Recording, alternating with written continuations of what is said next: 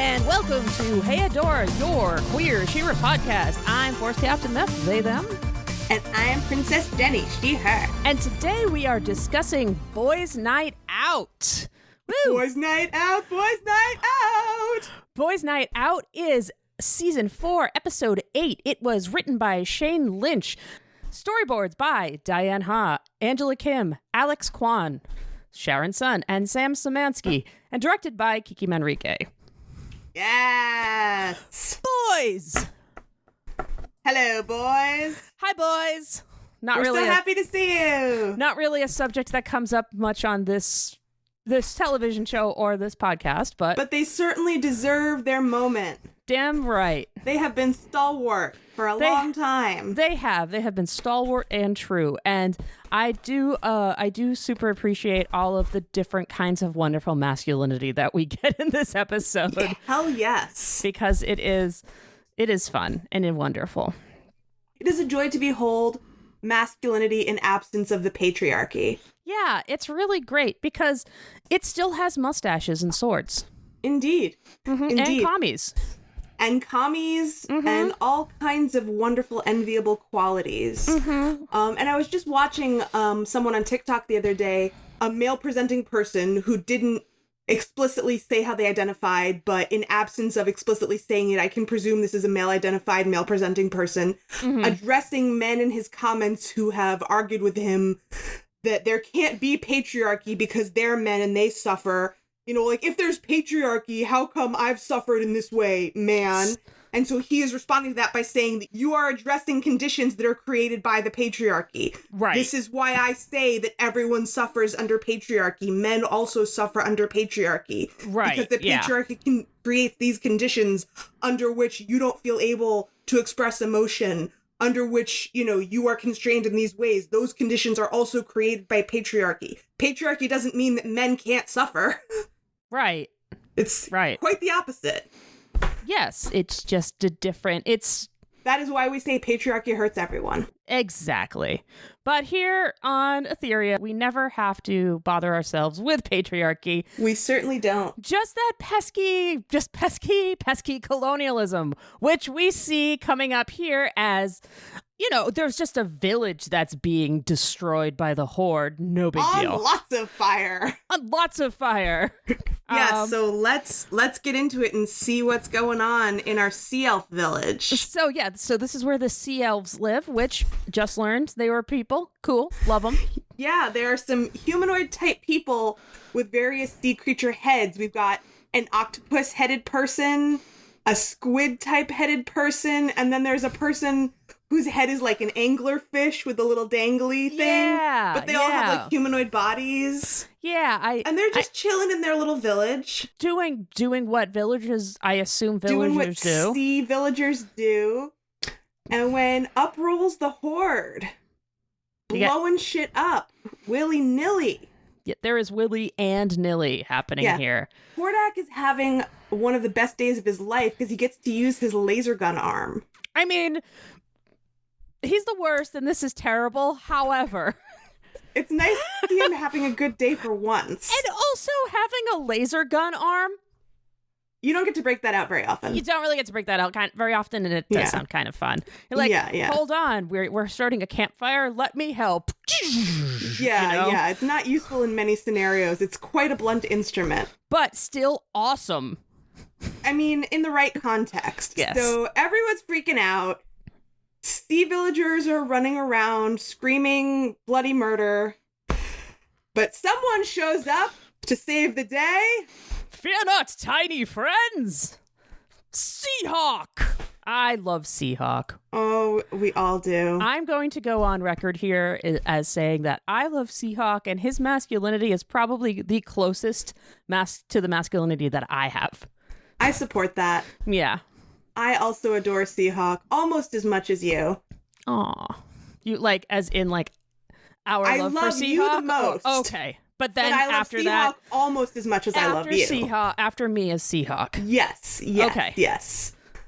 And you know, going back, I know I mentioned this in the episode when we first met Seahawk. When I first met Seahawk, my impressions of him was that I thought I wasn't going to like him But the reason that I thought that was because of all the assumptions I made about what kind of masculinity he was going to embody based on what kind of space his type of masculinity would take up in a patriarchal society. Right. I thought he was going to be competitive. I thought he was going to be putting other people down to try to put himself on top, because that's what kind of character he would be in a patriarchal paradigm. But that's not Seahawk at all. No, he's too busy. He's too busy helping others and swashbuckling to... Yes, he wants to be friends with all the friends. He doesn't want to be the top dog on the dog pile. No. In he just any wants way, to, shape, or form. He just wants to buckle swashes and save the day, but not... Okay, he definitely wants to save the day for the glory of saving the day, but also, not in a competitive way. Not in a competitive way, only in a, like, pay attention to me, friends, for I am good enough to love kind of way. Yes, I am good enough to love, just like all of you who are also great and also deserve love. I want to be as good as all of you who are also great. Right, yeah. So there's no paradigm. There's no ranking in the world of Seahawk. So Seahawk shows up, fear not, tiny friends, and then immediately is blasted off his feet and goes flying through the air ass first in the most undignified way possible. An injustice. Yes, grave landing injustice. in a heap with his mustache ever so slightly on fire. The gravest injustice of them all. The gravest injustice. And then he admits perhaps that we should fear a little. Just a little. Let's go. Fine. Yes, gets right back on his feet. Bounces right back. He does not give in to the fear. No, he generally doesn't. He has a little bit, like, his bravado does kind of, like, you know, couch him a little bit from the fear. He's like, no, we shall continue this adventure. Yes. You know? He has moments where he acknowledges fear, but he never gives into it. Yeah. Gets right back up, goes back to doing his job of getting those villagers to safety. At least, you know, he does his best, except that here comes a huge-ass horde tank rolling in. Things are looking very dire now for Seahawk and his two little villager buddies. Oh, yeah. And then, very luckily for all of us, somebody poofs in on magical gleaming poofiness. I wonder who has the ability to do such things. I don't know. I think it's our queenly friend... It's Glimmer! Spunky Glimmer. She grabs the villagers, poofs out, leaving Seahawk to face this tank all alone. All by himself. He's just like, huh? She doesn't even think about Seahawk. And now Seahawk does understand, okay, maybe a little bit more than some fear needs to happen. Yes. So we follow Glimmer over to a nearby ship where all of these sea villagers have been evacuated, and Natasha and Spinnerella are there tending to the wounded, who have already been evacuated.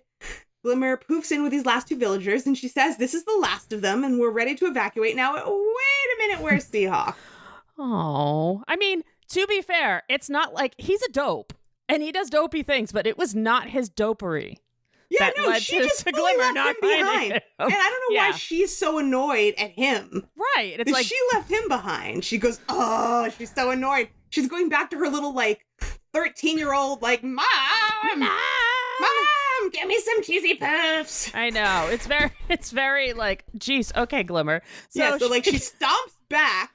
She, like, poof stomps back and grabs him, and immediately she comes back with Seahawk in her arms, looking like he just got electrocuted. All his hair is sticking straight up.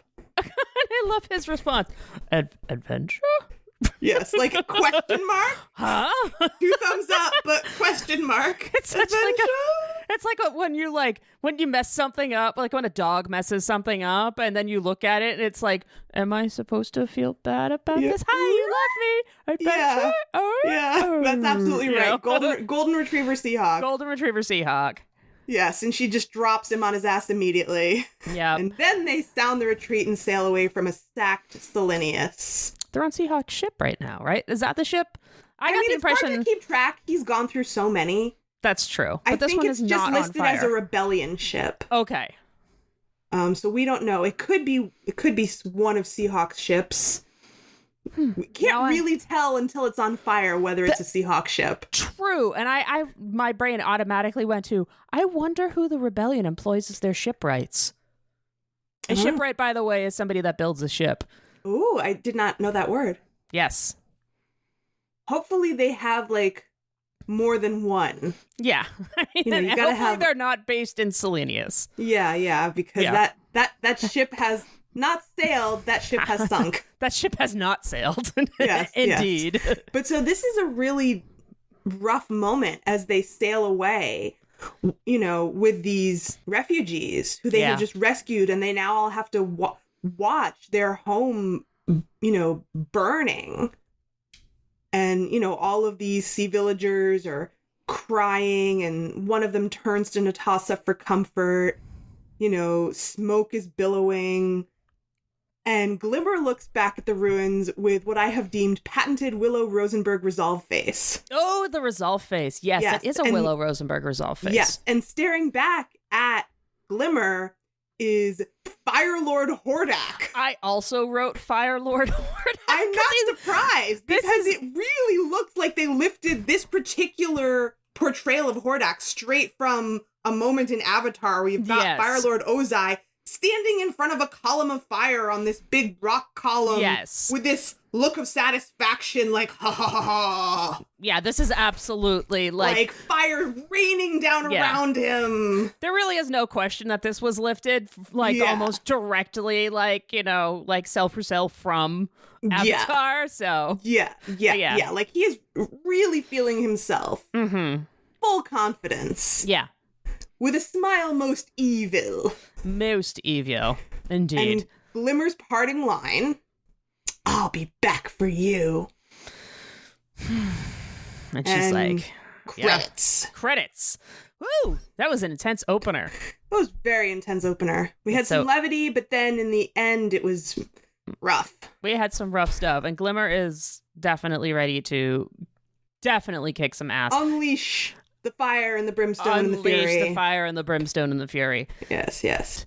But there is still the question of us perhaps maybe winning at the end, maybe? I don't know. This is really a grave moment for that question. If we I don't feel like it work on our is. communication and work on some of these relationships, I'm not sure that we are going to win in the end. If we are not a united front, yeah, we have to unite against the Horde or we will not win in the end. And you know, we still you need need a to strong see. coalition. You do. It's not just about strong leaders going off on their own. No, Which, no. I mean, we're going to see later. This becomes the wedge, wedge Yeah. issue. Yeah. But until we get there, where you get to, first So we have to go TBD to the war room. right now. TBD, we're going to table that. Yeah, I think right now is the time to try to be present in the Yeah. moment. Yeah, And not so- worry about the future. No, I think so. And I think the best place to do that is in a war room. Absolutely. So why don't we jump there? Let's So- jump there. So we have a little bit of debriefing and a little bit of checking in from all of the different scouts. Yeah, and I have to wonder, like, Glimmer is so on edge right now about everyone respecting her authority. Right. Like, who decided that Bo should lead this meeting if Glimmer is going to have such a bug up her ass about no one can give her orders? Maybe Bo's not leading the meeting. Maybe we walked in mid-meeting and that Bo's job is to do the report. That could be. Yeah. That's a good Yeah. interpretation. So maybe it's like Scribe Master Bo. Right. Can you give the report Yeah. on the current status Right. of the war? Yeah. Right, because he's only doing exposition. He's not doing any. Yeah, like, Yeah. I don't think he's doing anything that could be construed as giving orders. Yeah. Yeah. He's facilitating. He's facilitating, That exactly. is very much a Bo type role. He is definitely really good at the facilitation part. Yes. And he's trying so hard, as always, to maintain an upbeat tone and keep the group from sinking into despair. Yeah. Right? He says he knows things have been tough since losing Selenius, but we can turn it around. Totally. Right? Judging by people's expressions in the room, it doesn't look like anyone else is feeling this statement right now. Right, but he's trying. But he's really trying. He's He really starts by he's really asking trying. Swiftwind for a report on the southern coast. Swiftwind also very cheerfully reports on fire. And as Bo does ask for more Yeah, he's like, specificity in Can this. you be more specific? on On lots of fire. Which, if to be fair, is more specific. Somewhat more specific. Yes. Somewhat more. Not necessarily helpful. Yeah. Bo, still trying to maintain the positivity, turns now to Adora for an update from Plumeria. Which, Bo's not getting this, the positivity that he seeks from Adora. Adora could have tried harder. This could have been a positive update. And instead, Adora gets her first pouty lesbian moment just 3 minutes into the app. Like, damn girl, save some for later. I know. We have so much time for this. I had to pause on this moment just to describe it a little bit. The depth of her pouty lesbianness in this moment.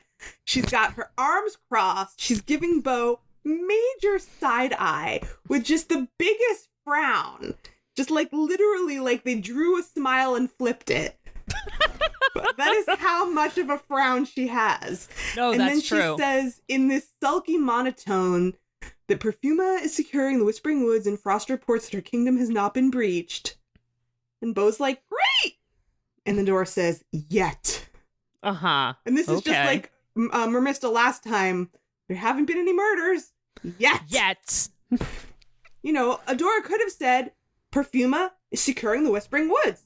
And Frost reports that her kingdom has not been breached. Like, things are okay. But instead, she aren't okay. She's basically just like, it's just a matter of time. Well, it is kind of just a matter of time, though. It is. But, I really feel for Bo. He's the only one who is trying to maintain any level of positivity. Yeah. Like, what are we even doing here if we don't believe that there's any hope?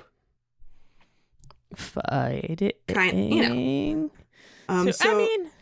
Things are tough right now. They did just lose Selenius. Like, yeah. It's kind of hard to be like, well, Bo even says it's hard at the, of course, it's hard to be that guy. So yeah, he's acknowledging, this is a tough time, but all hope has not been lost. Mm-hmm. Right. So Adora, Bo's like, okay, great. Kingdom of Snows has not been breached. And Adora says, yet.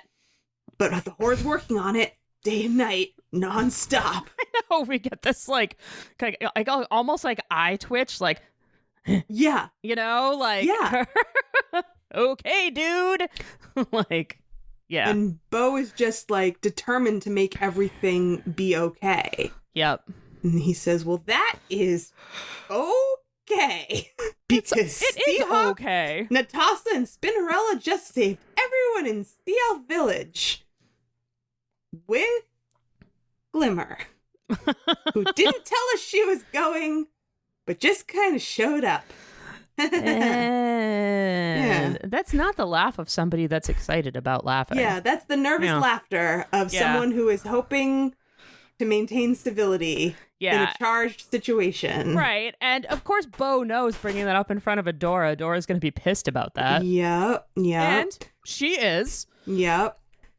And Adora and Glimmer go off on each other again.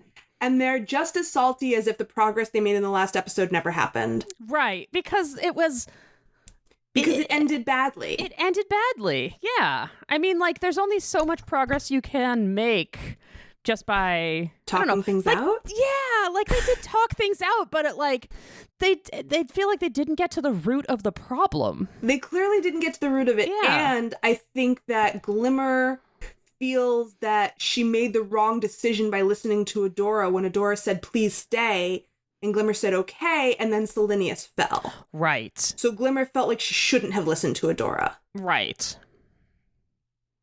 Yeah. And they didn't get to the root of it is the other thing. You're correct. Yeah. Because it's way deeper than just, we need to listen to our friends. It's deeper than that. They have deeper hurt. We're going to get to it when we ultimately at the end of this episode get to what the show seems to be saying is the root of it. Uh-huh. I have some questions, but it's too soon to get into that. Yeah. I think that's a good thing to discuss. We'll put a pin in that for now. Yeah. So they're super salty with each other and they're squabbling. Glimmer says, tell it to Mermista. And that gives Swifty an opening to say, hey, where is Mermista? Let's cut over to see where is Mermista. Oh, and where's Mermista, Meph? Mermista, Mermista, first of all, this bathtub is gorgeous. Yes. So Mermista is in this gorgeous bathtub in the middle of this, like, beautiful room. I don't know how the water is getting into this bathtub, but it's beautiful. We don't get to see. It's probably magicked in there. I mean, It's Mermista magicked can in just, there. like, magic the water in from outside, maybe. This is a freshwater tub. Who knows? Yeah, but this is a gorgeous bathtub. And she's sitting full there. Full of bubbles. And she's sitting tubs there. of ice cream discarded hither and thither. all over the place, and she's just sitting in the bath eating and ice cream. See just the end of her mermaid tail flopping over the end of the tub. And oh, look, more ice cream.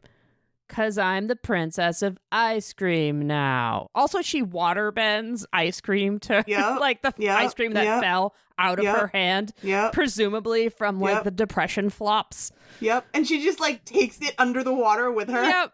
Yep. And like we've all been there, right? We've all, of course. I'm all have places that we curl up in a hole and take me time. And for Mermista, who is part mermaid, it's the bathtub. So, you know, we can all identify for ourselves, like, what is it for you? Right. Yeah. You know, like your version of that could be a walk in the woods. Like if you live in an area where you have access to woods and that's where you feel safe and secure, like it could be anything. Totally. It could be your favorite art museum. If you have a painting that you like to sit in a bench in front of this painting, if it's like a really, you know, there's some paintings at the Museum of Modern Art in New York City that take up the whole wall. So maybe you like to sit in front of your favorite painting and that helps you deal with crazy shit in life, whatever it is. We all have our thing. Yep. But I do love the phrase princess of ice cream. Oh, yes. Yeah, that's great. Yes. In fact, that should really be on a t-shirt. I agree. I it's not me. With a picture of Mermista in the tub. Maybe just the tub with her mermaid tail sticking out. Yeah, that says princess so of ice cream. Who know would know. Yeah, I dig that. So if anybody wants to make that, yes, we will hype you if you make that t-shirt. Yeah, give us a little cut, you know. So she groans and sinks back under the bubbles with her ice cream. Yep. And then we cut quickly back to the war room where Seahawk says quietly in Beau's ear, she's taking some me time. And like, good job, Seahawk. Yeah. Like Seahawk would never shame anyone, least of all his beloved Mermista. His beloved. That's a hard phrase to say. Beloved Mermista. Yeah. I feel like I should have done like vocal exercises before saying that. But you're right. He is super respectful of it, and like, you know, and Beau like reinforces it. Yeah. He says, "Me time, great. We could all use some of that," which I think is correct. I agree. At this moment, everyone could regroup so they could come back and bring their best selves. Yeah, I mean, during, you know, war isn't just always battle. Like, you have to take R&R, right? Yeah. Like, there's always leave. You're not going to come up with new good strategies if you're always burned out and at the end of your rope. Yeah, like, you have to take a break. Yeah. So. Yeah. Always true. And, you know, Beau brings up a good thing, and then, you know, that's a good plan, and then says we should check in with each other more often, and, you know, and just kind of mentions to Glimmer, and Glimmer is not having any of this idea of resting. Yeah, we don't even know what he was going to say to Glimmer. He says, and Glimmer, if you could, and who knows what the rest of that sentence was going to be. Glimmer doesn't want to be told anything by anyone, even her best friend. Right, who's saying, as a best friend and a person who loves you and who's always had the ability to say this. And certainly the words, anything. If you could, do not construe an order. Right. And Glimmer reacts so strongly. She slams her hands down on the table and declares that she's not going to hide in the castle while their people are in danger.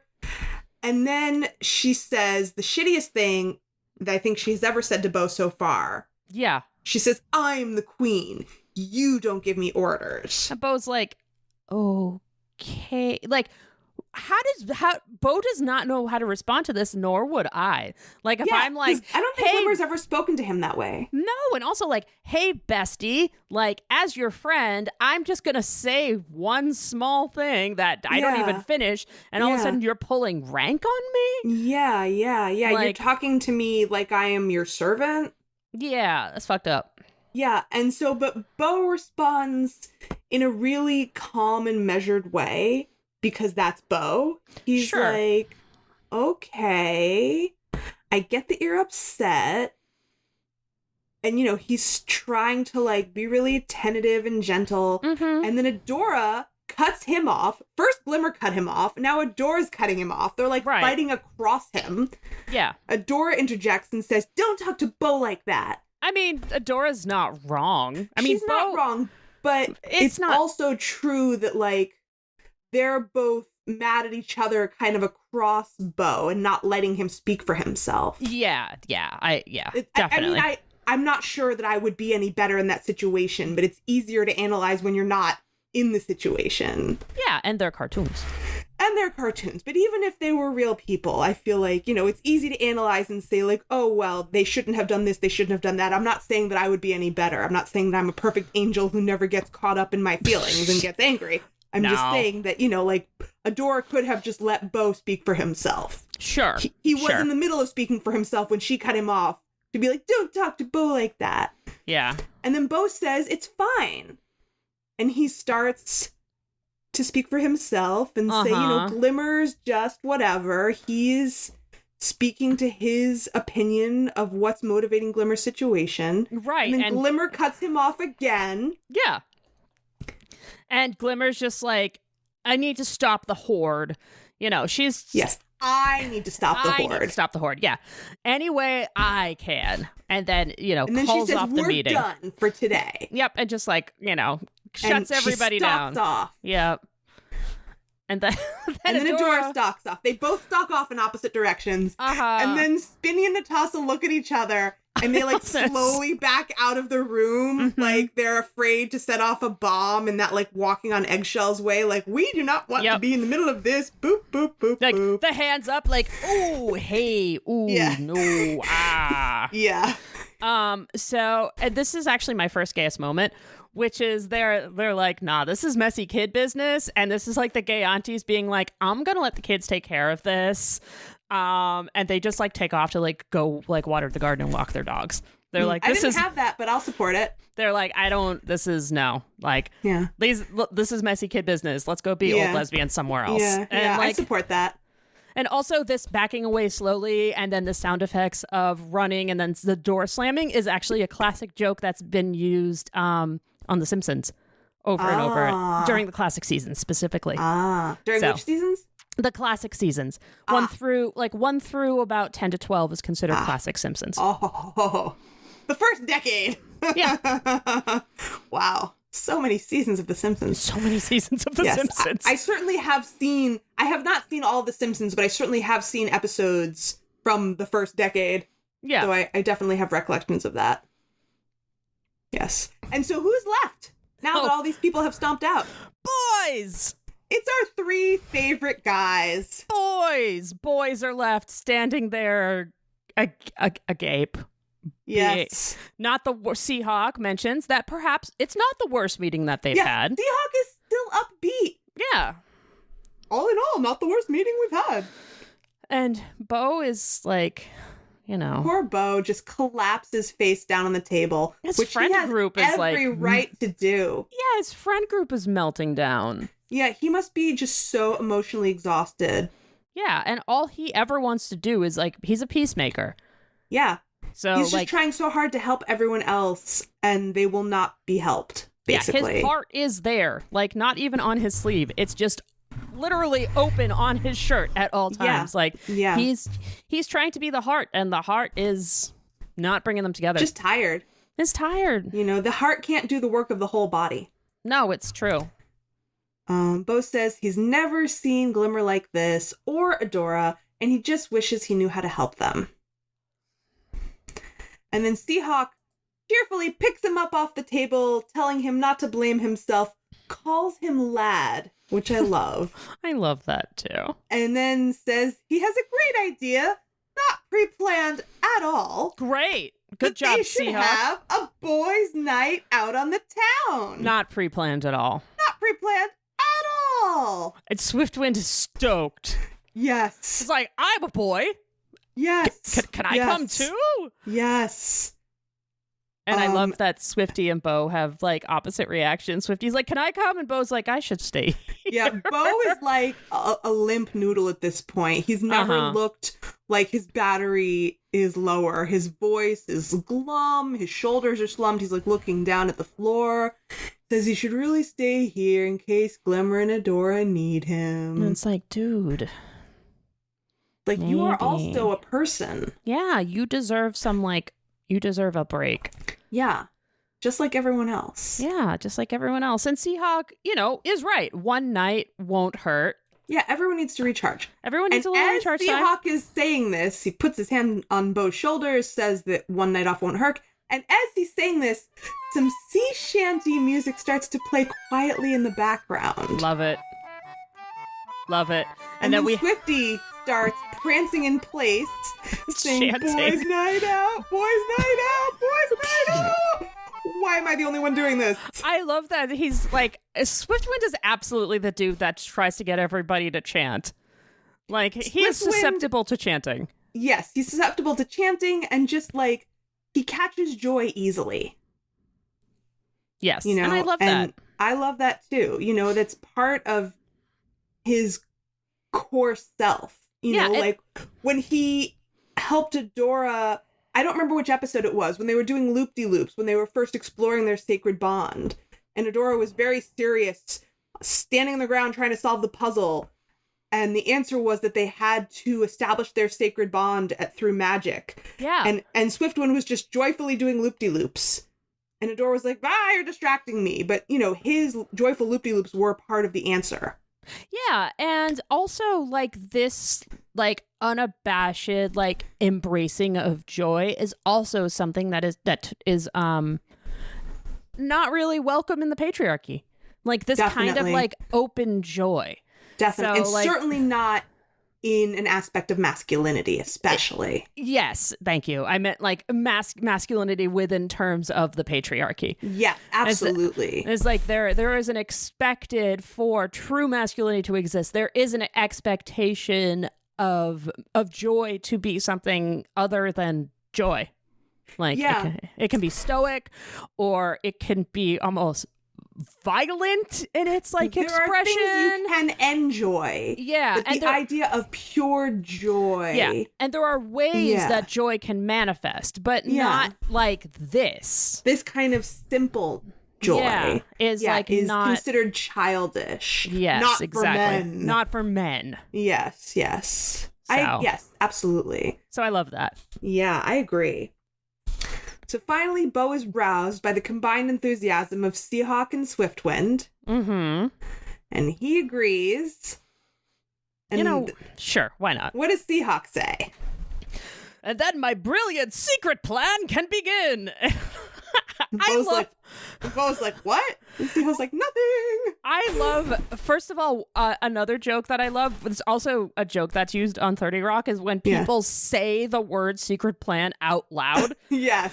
As if it's their interior monologue, but they say it out loud. So one of my absolute favorite jokes on 30 Rock is when Jenna Maroney, the character, is coming up with a secret plan, and at the end of the secret plan, she just sings, "Secret plan! Secret plan, revenge on my mind." I'm going downstairs to get a coffee. You want anything? Pumpkin spice, please. Great. Secret plan. So this also had me busting a gut, so to speak. That's fantastic. It's like an alternate version of Secret Tunnel. Yeah, exactly. But it's like, hey, my plan is secret. Do you know how secret my plan is? It's so secret, I'm going to yell and sing about it. Like, yes. And, obviously no one can hear this but me. Right. It's my secret plan. I love it. So, the end of this is visually wonderful, and this is actually my first gayest moment. I also have this as a gayest moment, and I have a smart brain nugget, so I want to hear you describe it first. Okay, love it. Can't wait for this. So right after Seahawk quietly mentions his brilliant secret plan and then says, "Oh, nothing," to distract Bo, he spins him like a top and catches him dramatically like a dance move, over one knee, with his free hand pointing off towards unseen adventure, while Swifty strikes an equally dramatic pose behind them, with his wings out majestically and his head lifted to the heavens. And as they strike this pose, Seahawk cries, "Forward to a friendship adventure!" It's gay.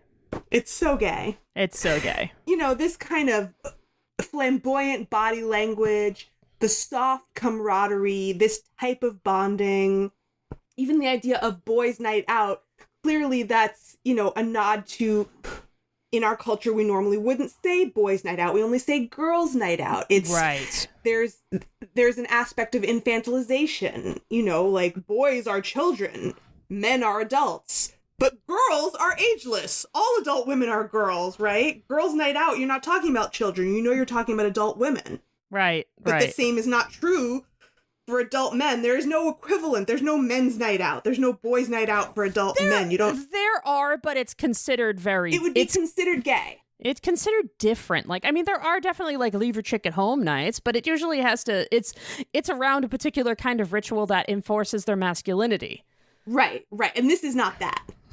This is definitely not that. This is not a leave your chick at home night. No, this is boys' night out. Yeah, exactly. This is silly, froofy, pink drink, boys' night out. Yeah, I love it. I would love to hear what is the Professor Smart Brain Nugget. Cool. So I have this as my gayest moment because of that. And also because the tableau of Seahawk cradling Bo while gesturing towards the heaven and having Swiftwind majestically spread his wings behind him is very reminiscent of 70s and 80s fantasy art, where the beefy hero is holding the hot half-naked woman in one arm with a sick unicorn or the moon or a dragon behind them. And I have a dragon or some winged beast looming majestically behind them with open wings. Oh. So this is a subversion of that because... I haven't seen that. Yeah, it's the type of thing that's painted on the side of vans, right? Cool, yeah. And so the master of this kind of art, the godfather of fantasy art is Frank Frazetta. And if you've ever seen fantasy cover art or Conan the Barbarian posters, it's very much that male power fantasy, big burly dude. Woman in bikini clad armor, often in submissive poses. And so this is subverting that by being... That makes total sense. Gay about it. So, yes, I love it.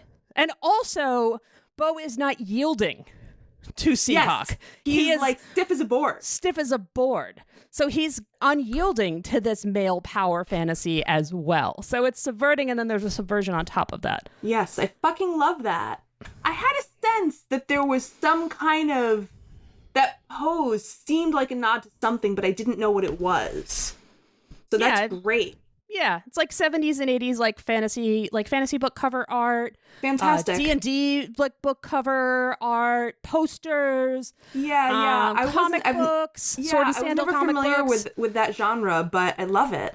Yeah, it was just I would just see it with kids reading the books when I was in school, or anybody playing D&D, or watching Conan the Barbarian or anything like that. So yeah. Yeah, I've heard of Conan the Barbarian, but I've never seen it. It's a wild fucking movie. The second one, Conan the Destroyer, has Grace Jones in it. Nice. So, and that's a wild fucking movie. That's crazy. Anyway. All right. So that's my nugget. That's my nugget. Thank you for that. Yeah. And also, they're mostly paintings, old school, oil paintings. So cool. Yeah, so there's this really cool epic texture to them as well. Yeah, so, very epic. Frank Frazetta is the godfather of fantasy art. If you want to check it out, it's goofy, right. But he was a phenomenal painter. Yeah, in terms of technique, the technique is wonderful. So yeah, I feel that adds that speaks to the kind of majestic quality they're trying to strike here. Yeah, exactly. There's majesty in these paintings as well. Yeah. But also, the subject is a little goofy, but the style is majestic, and it's a great mashup. Yeah. So, fantastic. There's the Smart Brain Nugget. Awesome. Shall we move on to the Horde and Selenius? I think we shall move on to the Horde and Selenius. And What's Hordak, that sneaky horde up to? well, Hordak is surveying all the destruction that he sees before him. Yes, You know. he's just happy as a clam. He's really happy. And Catra's like, hey, I want to join in the fun too. Sounds Yep. like congratulations are in order because, hey, look what I did. And Yeah, Catra's expecting to Like, share yeah. in the congratulations and the spoils. because she set this whole fucking thing up. Yeah, she did most of the work. Yeah. And Hordak is like, yes, the bad things have happened. You know? Yes, the princesses are in utter No. disarray. Blah, blah, blah, blah, blah. And Catra's like, yes, we are crushing them. Once you return to the fright zone, I'll take care of things. Yes, I'll finish all this up. Which makes sense, as that's what her job is supposed to be. Like she's basically like, I'm going to continue as I have been continue doing my job up to this point. Yes. Right. Because I did this. So I'll just keep doing my thing and you keep doing your Hordak thing, which is ruling over stuff. Yes, from Which your is little man cave. Which is kind of a subversion of the dynamic between Adora and Glimmer, too. Like, there is this, like, yeah. you know, That's true. yeah. Interesting. That's a really good point. Thank you. Yeah. I just thought of that. Yeah, you're right. You're right. So, but we have Catra being like, hey, so I'll take care of this. And Hordak is like, no, I'm going to get the credit for this when Big Brother Horde Prime shows up. Yes. I'm going to remain in the field to ensure victory. Yeah. As if his presence is the thing that's going to ensure victory. Oh, and also he needs to meet Entrapta on the field of battle. Yes. Because everybody needs to meet their ex-girlfriend in the field of battle on Etheria, apparently. Yeah. I mean, that is also pretty gay. Right. Yeah, it's pretty gay. So, and that's not fair. Fuck that. No, it's not. Because Catra did all the work. Yep. And it's a tale as old as time. Bosses getting credit for shit they did not do. Yep. And Catra's like, well, what am I supposed to do while you remain in the field? And Hordak is like, fucking just sit back and wait to take my orders. Yeah, you'll do what you're told, underling, is basically his sentiment. Which, like, he has barely done shit, right? Yeah, until and I don't really Catra stepped understand up. why one of them has to go back to the fright zone. Yeah, I don't either. Like, they can't both be in the field? Wouldn't it be faster if they're like, okay, there's this amount of territory left. I'll go this way, you go that way. We'll get it done in half the time. I mean, go team. The only thing I can think of is that the troops that are under Catra's command are kind of like, they need the troops under Catra's command to hold the fort, so to speak, in case the... Yeah. I mean, I don't know anything about military strategy, so I can't pretend to be able to be like, this is not logical, like, whatever, you know? I mean, that's what I thought. I'm like, okay, so you have your strongest... But who's there now? Like, neither of them is there now. Right, but they don't have to worry about anybody being there now. The rebellion is so demoralized. Right. That, like, they're not going to just pull together their A game to... Right. You know, they need time to regroup, but at some point they will. Someone in charge has to be overseeing the home base. Yeah, sounds good. So it's also understandable that Catra doesn't want to be that person. Yeah, because that's not exactly a reward. Yeah. For all of the hard work that she has done. No, it definitely isn't. But she remains a strategic thinker, so she doesn't just react and blow up at him and be like, no, fuck you, because she knows that's not going to help her cause. That's not a strategic thing to do right now. Nope, she does her push it down ritual. She clenches her fist. She brushes back her hair, as she's been doing the whole season. Whenever she's had to push it down, just push down the emotions. It's fine. That's right. It's fine. Everything's fine. Her hair is very much a symbol of her emotions, as is going to become even more blatant. Even more blatant. Yes. So she walks off and starts checking in with the other Force captains. Yep. And so she checks in with Force Captain Octavia, who and I'm like, hell yeah, she's Octavia's boss. Fuck yeah. I know, right? This is the person who was like a grown-ass adult when she was 6 years old, and now she is Octavia's boss. Yep, and she's like, I took out your eye, and now I'm your boss. Fuck you, Octavia. Yep. So fuck yeah, go Catra.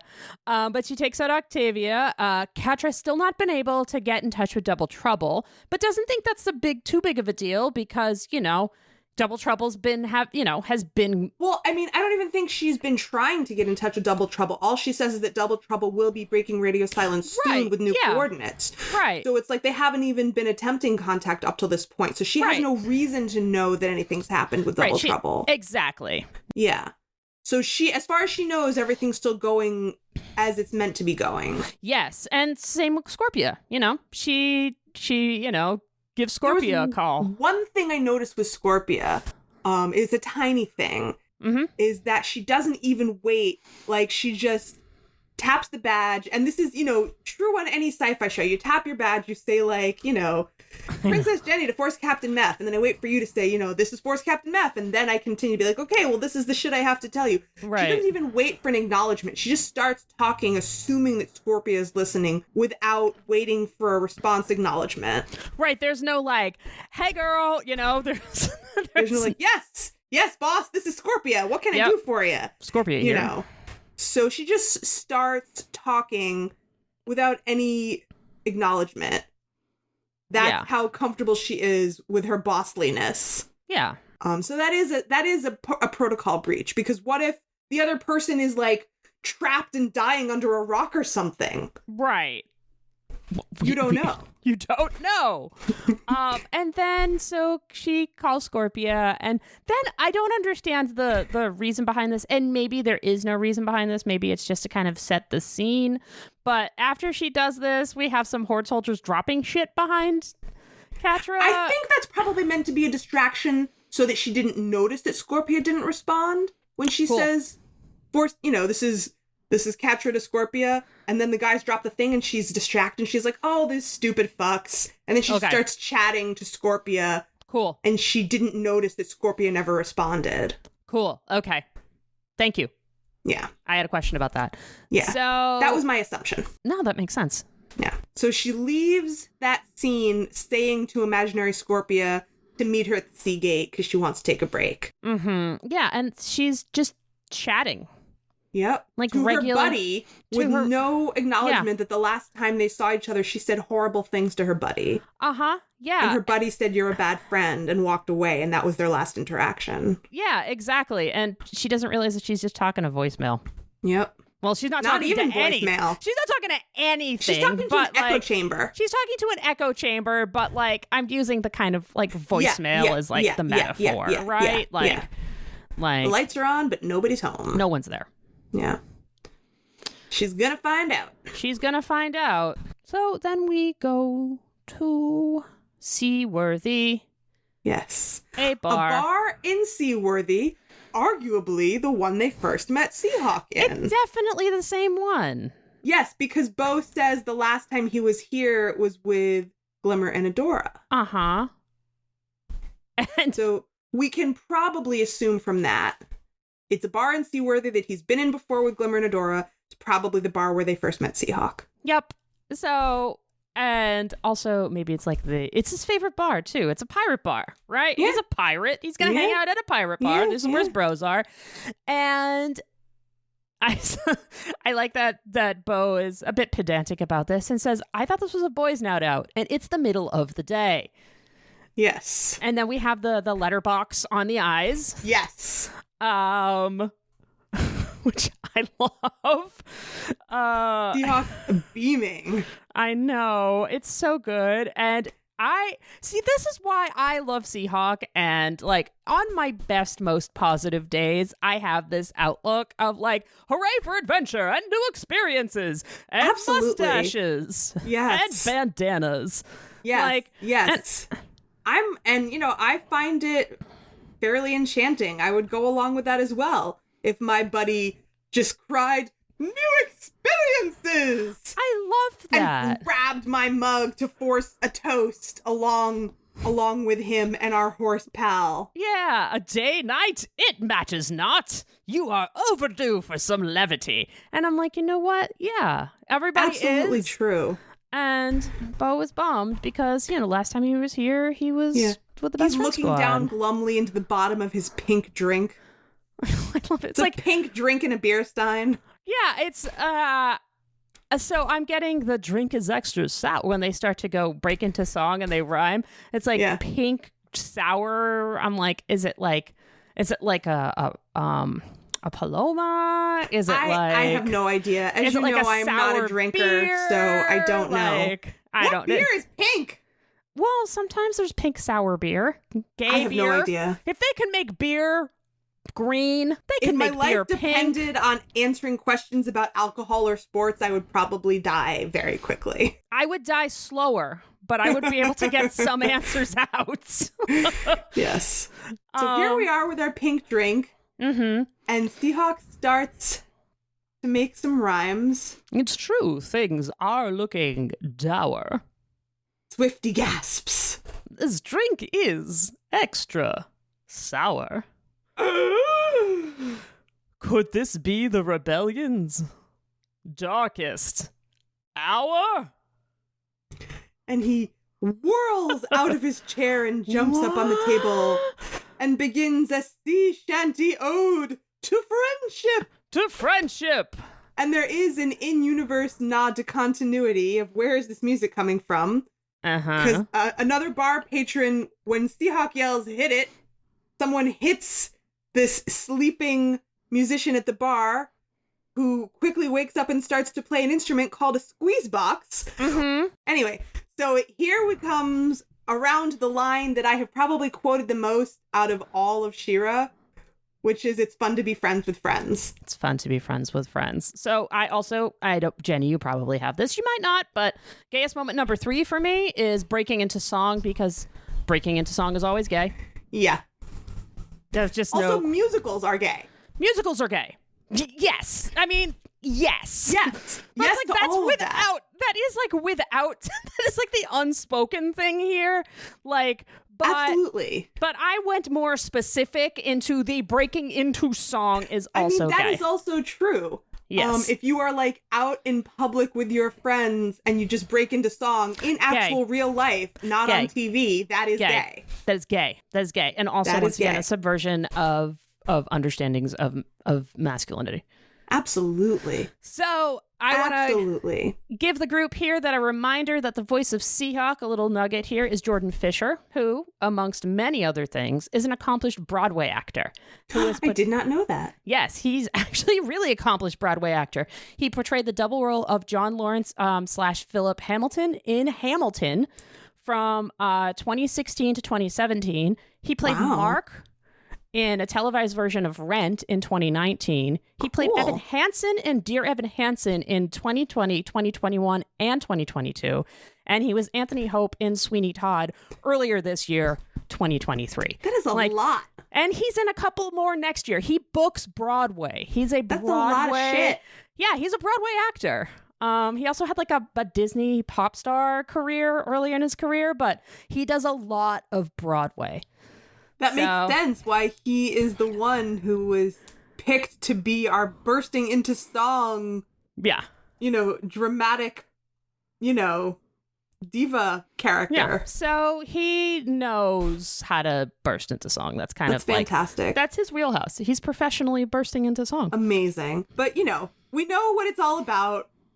Oh, it's fun to be friends with friends. Right. And Bo just is not feeling it for the first couple of verses. But eventually he does get pulled in, and he jumps up on the bar and joins in. Mm-hmm. And his main, I remember this, even though I didn't write it down, his main refrain is, sometimes we fight, but that's okay. We'll work it out another day. And it kind of revivifies him to be like, it's okay that things are fucked right now. Like, I can just let it be. It doesn't undermine the fact that fundamentally we are all friends and it's going to get worked out eventually. Is kind of where I feel like his headspace is at. Like, right now we can just let it go. We're all still friends. It's all good. So one of the important things, one of the reasons one breaks into song in the American musical is to express things that can't be expressed outside of song, right? That is correct. Yes. Specifically, so one of them is, one of the reasons is exposition. Yeah. One of the reasons is to express the emotions that are either driving the scene or driving the plot. And to express the inner emotions of the character, like in Once More with Feeling, the Buffy musical. Right. Like that is which is a deeply postmodern meta musical. Yes. Bo is doing the third here. Bo is expressing his inner emotions and expressing that, you know, things are hard, but sometimes we fight and that's okay. And we'll work it out another day. And I know we'll work it out in the end because this is Bo's emotional drive throughout the episode.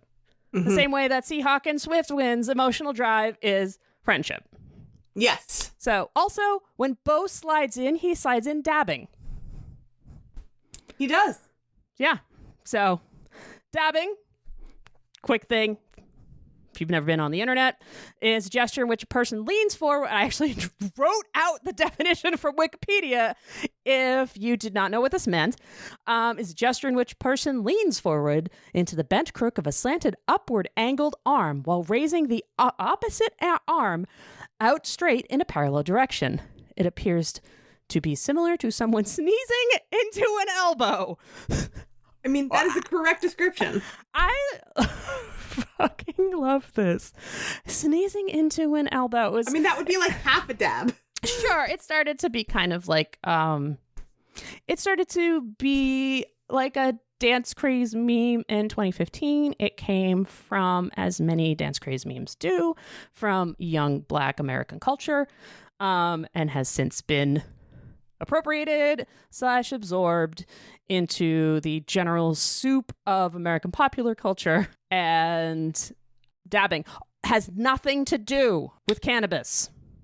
Or sea shanties. Or sea shanties, which sometimes I get confused because when people are like, yeah, let's, they're like, yeah, there's another definition of the word dab that has to do with weed that is totally separate. And when I was like, oh, whoa, they're dabs? Okay, sure. I'm a little too old for that. It's different dab. It's a little too late and I have to go home. But no, different dab.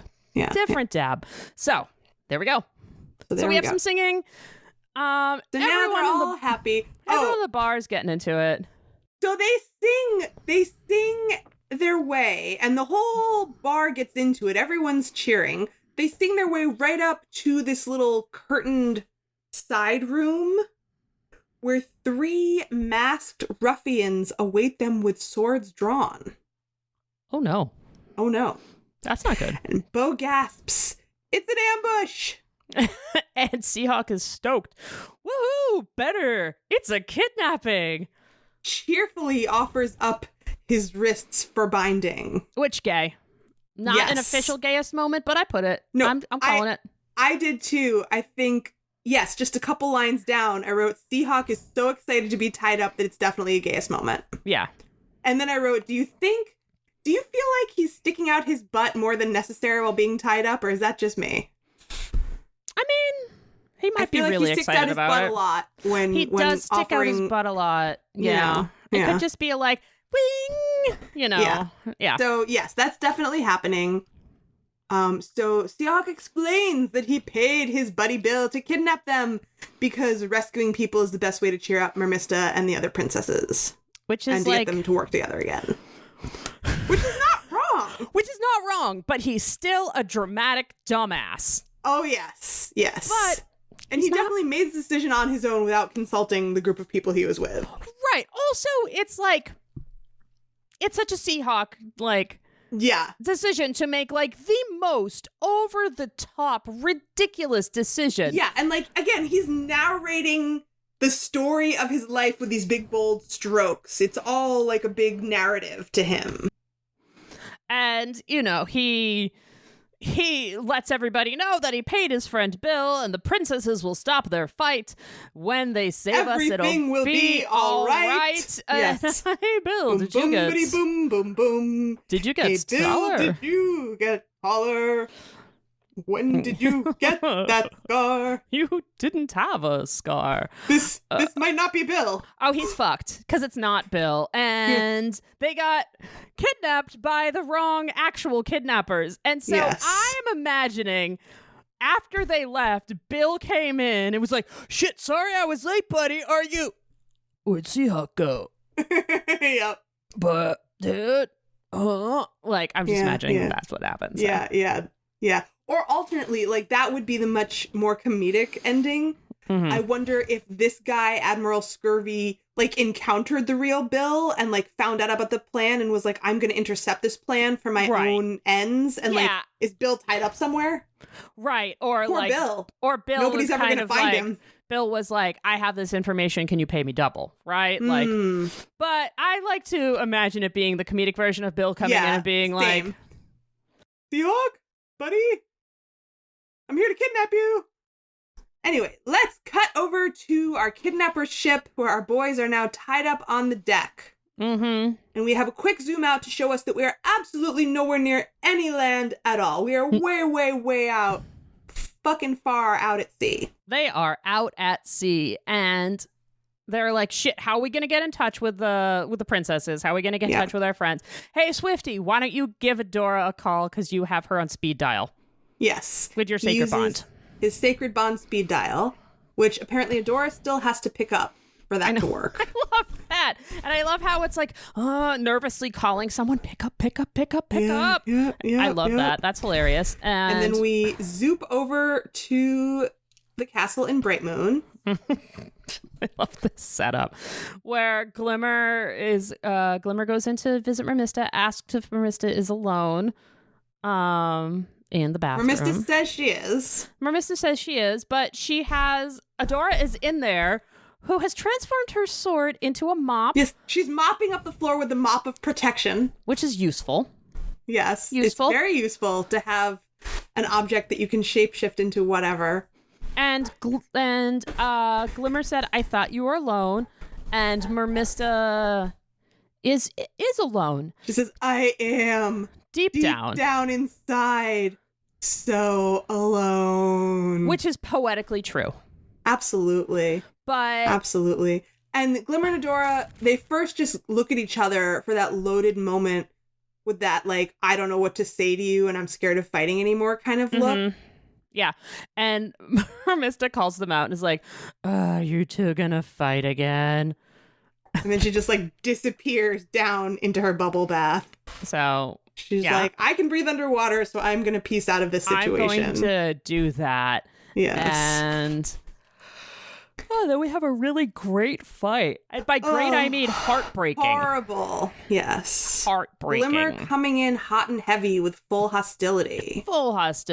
She's like, I was just checking up on Mermista, but clearly you have it covered. And she, like, huffs off. Like, dude.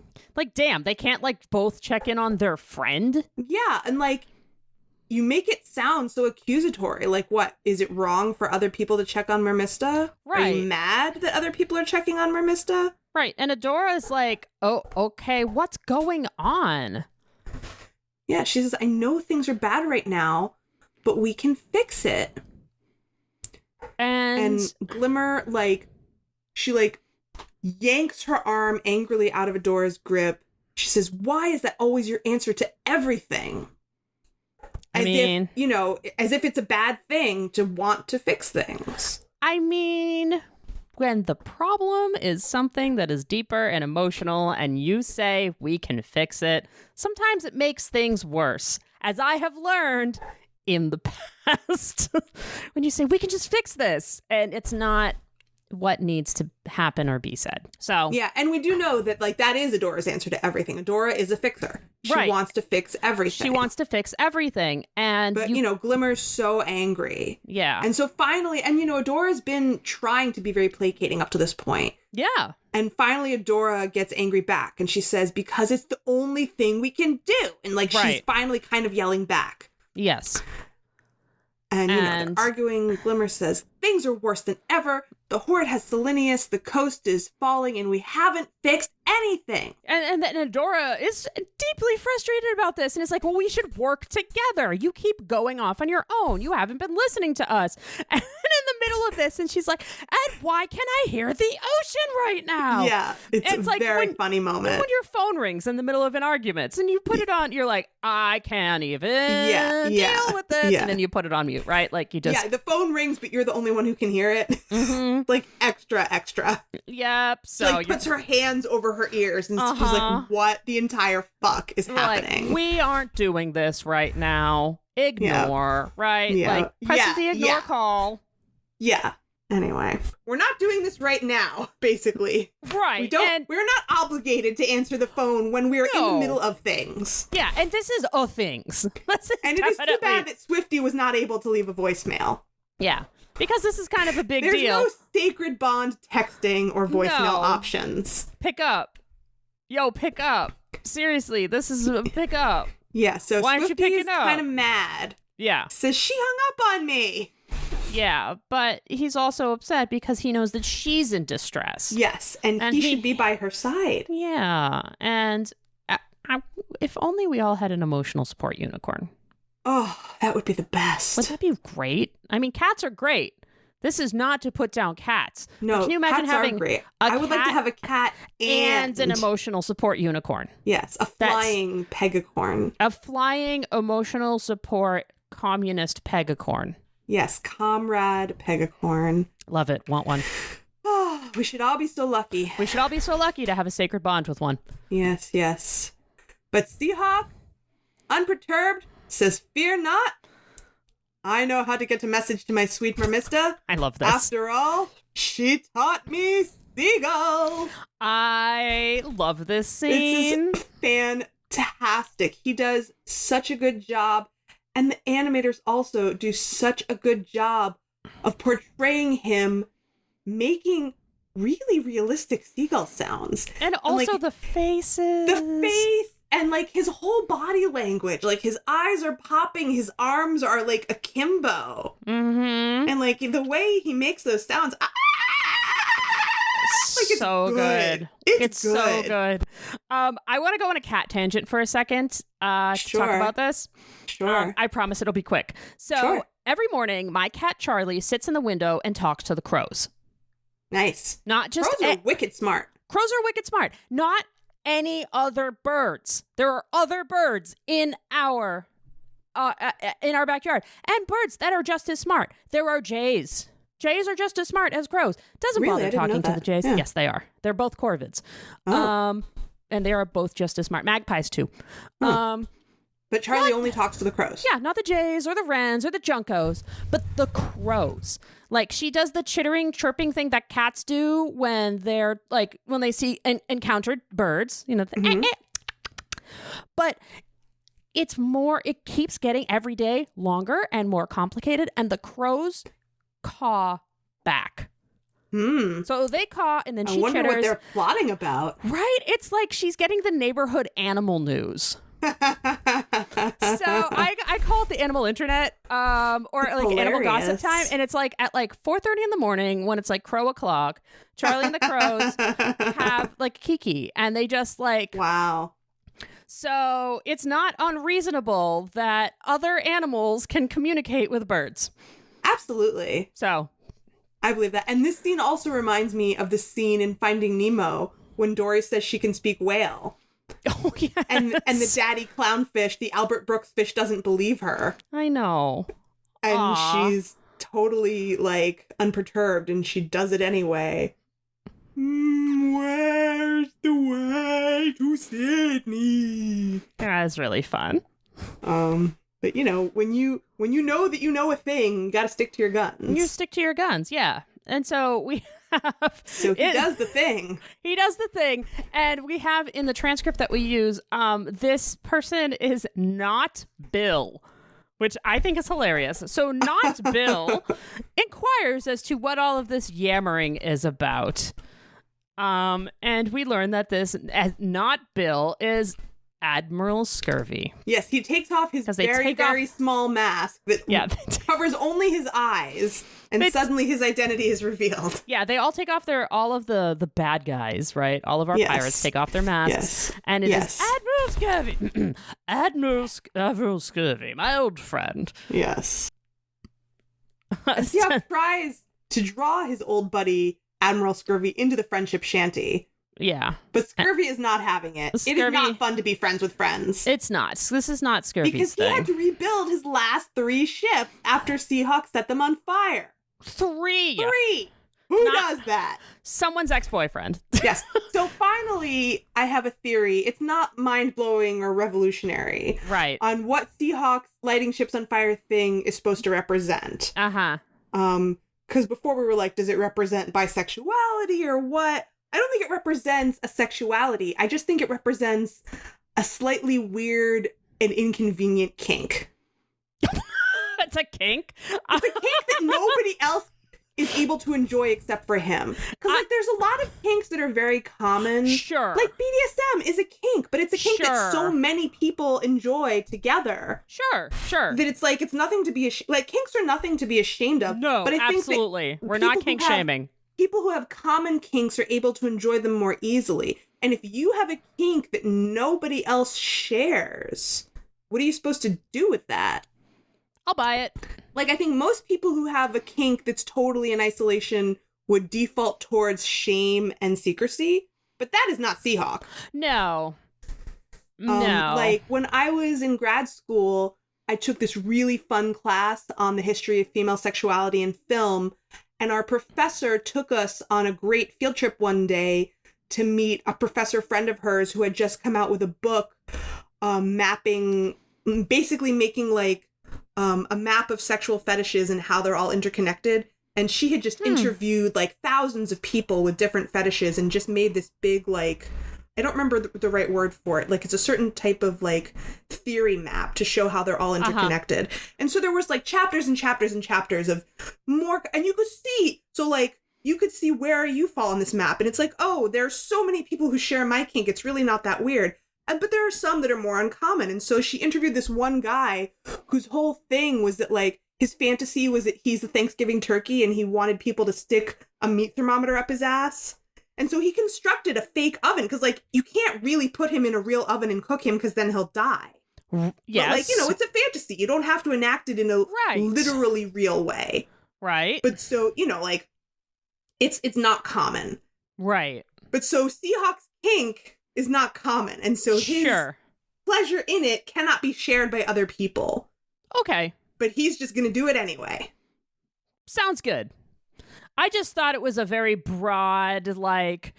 That's my theory. Whenever they connect lighting a boat on fire to a person, I just understood that to be like a broad kind of nod to, and this was a relationship. It's definitely someone that he was in a sexual relationship with, but it's like, you know, they had a sexual relationship and he ruined it. He ruined it by letting with his selfish kink that no one else could enjoy with him. His selfish kink, yes. He burned it down. But we are both in agreement that this is one of the biased moments, which is Seahawk's ex-boyfriend. Oh, yes. Yeah. Yes, absolutely. His big, beefy ex-boyfriend. Yeah. Yes, yes. But yeah, 3 ships. So this was obviously like not a short relationship with Admiral Scurvy. Yeah, definitely that's 3. not. He gave it a shot. Yeah. But that's 3 ships. That's a lot. So that's a lot of rebuilding.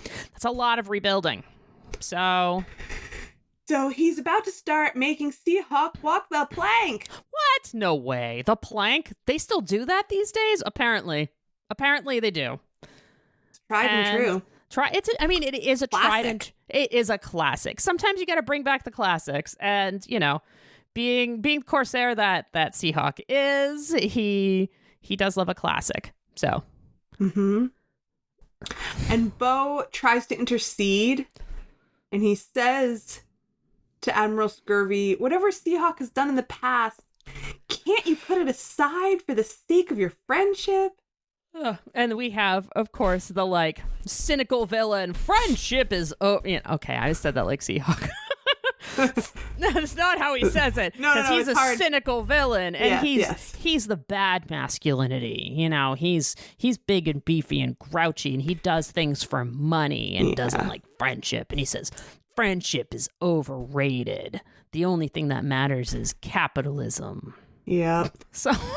Yes. I love this. But so, luckily, because of the high value these pirates place on capitalism, our friends are worth something to them. Yes. In ransom. So Seahawk is not going to walk the plank right now, after all. Yeah, they're just messing with him. They get re-tied up. They are just messing with him. I love that. I love this little back and forth between Seahawk. This was a terrible idea. Why didn't anyone stop me? And Swiftwind. Because you didn't tell us. why didn't you tell us? And of course, well, if I Seahawk, I would have told you. You would have stopped me. Yes, yeah, yes. Dun, dun, dun. Ba-dum-bum-bump. Little circular logic. Yep.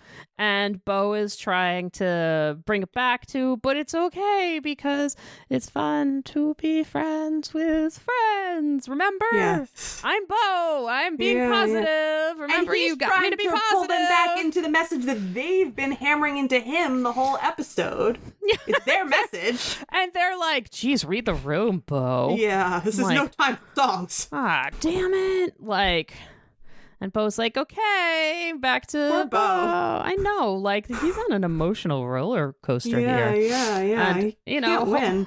He's like, well, hopefully Adora and Glimmer will stop fighting and come rescue us. Yes, he is stalwart. He says, I know they will. Yeah. As the ship sails ominously out towards the horizon, that's the last thing we hear Bo say. He says, I know they will. And so we have Bo's undying, hope in his friendship and faith. Cut to Catra's undying faith in her friendship. If we can even call it friendship. If we can even call it friendship. The person that she uses and abuses and calls it. I don't even know if she calls it friendship. But a companionship. Yeah, she's never used the word friendship, I don't think. Companionship. And this is one of my favorite and one of the most important scenes in the episode, the series, really. It's certainly one of the most important scenes in Catra's arc, and just really zoom in, like, hey, you want to see where Catra is? This is one of the most honest looks at Catra's emotional.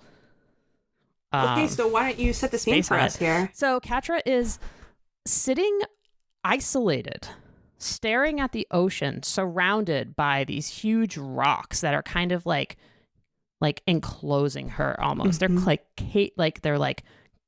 I don't want to say they're not caving in. They're like closing in on her. She's encircled by the hardness, like literally, that she's built around us, and is looking into the empty distance.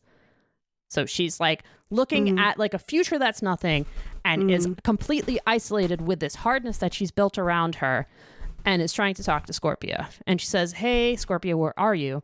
It's not like you to be late. And then she curls up into she's sitting, and then she curls up. What we have here is Catra curls her tail around her legs and hugs her knees quietly, and then is vulnerable. But is still is vulnerable with her words. Yeah. Physically is completely guarded, and says, listen, I will kill you if you tell anyone this, but I thought winning would be different. Or at least more, I don't know, fun.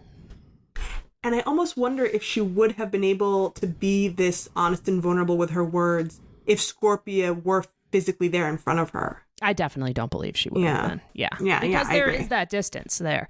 Yeah. And this is when, we don't see, throughout this season and throughout the series, we see Catra reveling in gaining power, in the action of gaining power, not achieving power, but gaining.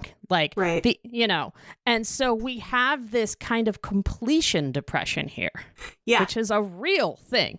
If you've ever completed something that you've worked on for years and years and years, there is once you kind of get over the initial, holy shit, I did this, there is an emptiness after that where it's hard to describe, because you feel this accomplishment, but especially with something like this, where there is kind of there is nothing here for her. She is enclosed and looks out into nothing. Like she didn't get what she wanted. She's surrounded by barren emptiness. Yeah, she didn't get what she wanted, but there still is the completion depression here of I thought that the ending of this would be different. Right. She thought she was going to get her emotional needs met by this. Yeah, and she didn't. And so she didn't get her emotional needs met. She finished the thing that she's been working on. So now she doesn't have anything else to work on. And that's where like the completion depression part comes in. Right.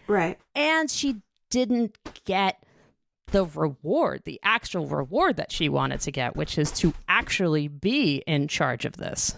Right. So. And she doesn't even have her buddy. And she doesn't have her buddy. She doesn't have friends. She's isolated herself completely. The last person that stuck around with her through all of this, she's pushed away everybody with her actions in order to get to this place where, I mean, you see, like, you know, this is it, but it's nothing. It's absolutely nothing. And then she switches over from her vulnerable confession after, you know, not getting any response. She switches over to, you're not still mad about before, are you? Yeah. You know, stop being so sensitive. Get over it and talk to me. Great apology. Which, I mean, it's not an apology. Well, you know? I mean, it's also the type of thing where it's like, this has also happened, you know, to me before. And I'm sure this has happened to other people, is that you open up and you're vulnerable to somebody and you don't feel like you're getting the reaction that you want to get. You're not getting, or any reaction. So you kind of go back to your like, well, whatever, it's fine. Or, okay, well, fuck you then, right? Like, you open up and you have this emotional vulnerability. Yeah. But you then are just like, yeah, no, just JK, you know, like, you don't get to have this. You're not nurturing this that I gave you. So therefore, you're not getting any further vulnerability. In fact, I'm pulling it all back. Yeah. And so after eventually having no response to any of this, when she really realizes that something is wrong. Yeah, you can see it in her face. And then she like hops down and like runs out of there to go investigate where is Scorpia. Yeah, and she also, that's when she realizes not only is anything wrong, but she realizes that she is alone. Like, that's the wrong here. Like, where is Scorpia? Yes, but like, she's alone. Yeah. Like, she's alone at where she should be, like, sharing this and being at the top of the world. Like, she's not only not at the top of the world where she should be, but she's alone. Yeah. So alone and adrift. And this is kind of where we see Catra starting to unravel. Yeah. Like, this is her, like, emotional, like... Yeah. Like, okay, is that all there is? You know? Yeah. Is that all there is? Yeah. So... Rough. It's rough. This scene always gets me. Sometimes I think this... You know, I thought winning would be different. Yeah. You know? It's also, like, the winning that you get from something is ill-gotten... Right? Yeah. Like, it's the ill-gotten wins. Gains. Like, it's like, I thought, you know, okay, so I did everything I could to win, and it wasn't satisfying because I didn't do it in a way that was satisfying. Like, I didn't get the satisfaction because I didn't do the things that would be satisfying. So. Yeah, maybe you cheated a little. Yeah. Or a lot. But, like, yeah.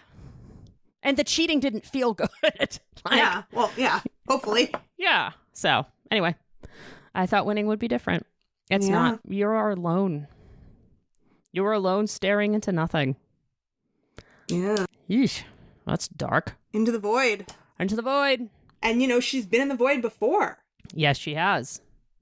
Catra that's probably some PTSD trigger there. Yeah. Also, Catra keeps, you know, looking into the void, and the void winks back.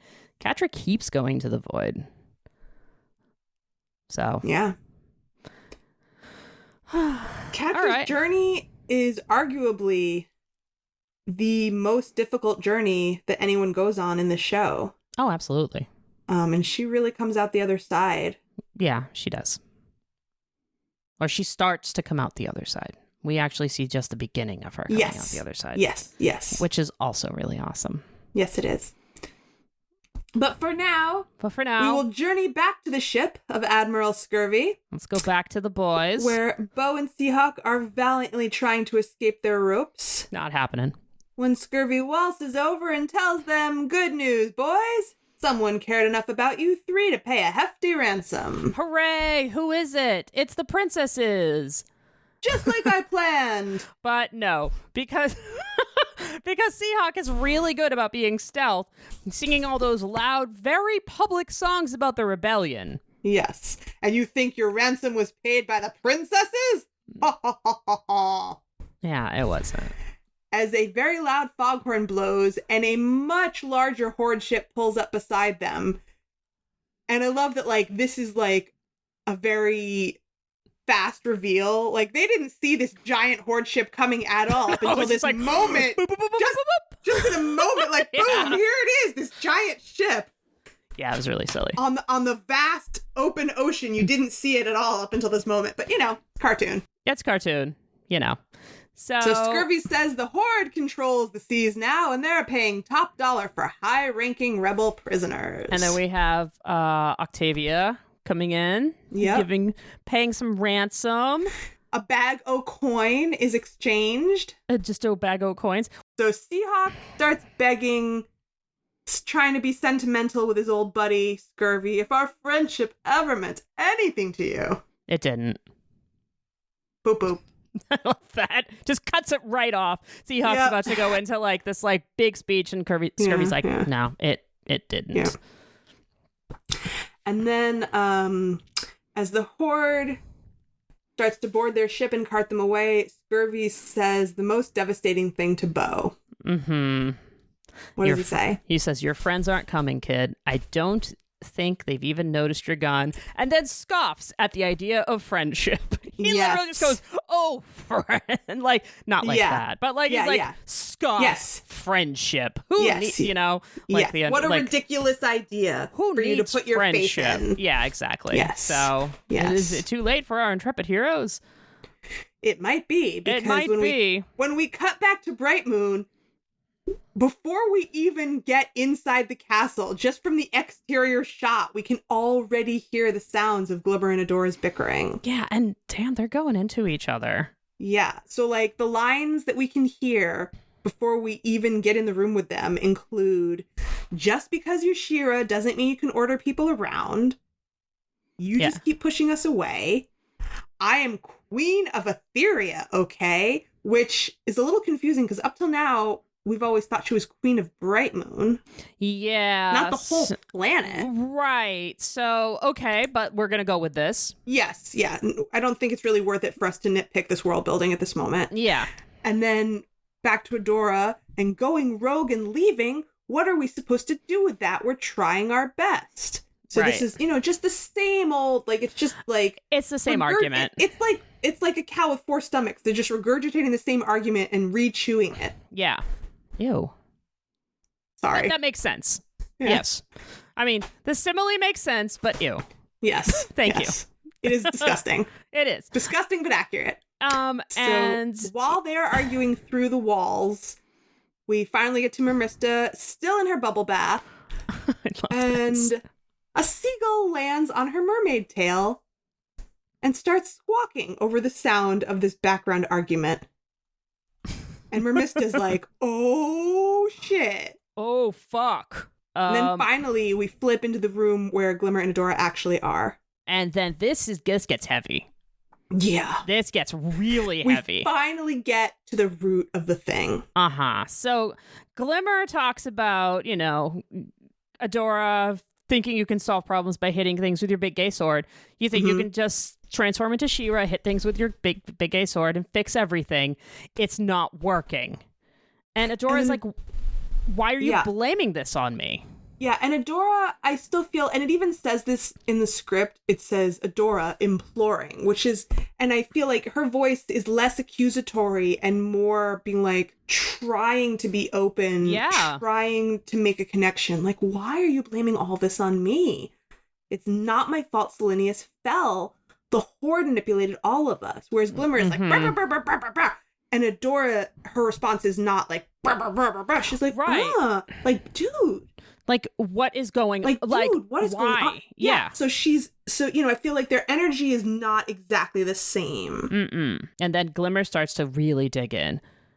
So Glimmer's next comment is a little hard for me to swallow She says, Shira was supposed to save us, but the rebellion's in a worse place than ever since you showed up. Which is that true? So, like, and I know that what they're trying to do is sort of drill down towards the root of what's really at the heart of their conflict here. Right. Because it's leading towards Glimmer saying this horrible thing, basically blaming Adora for her mother's death.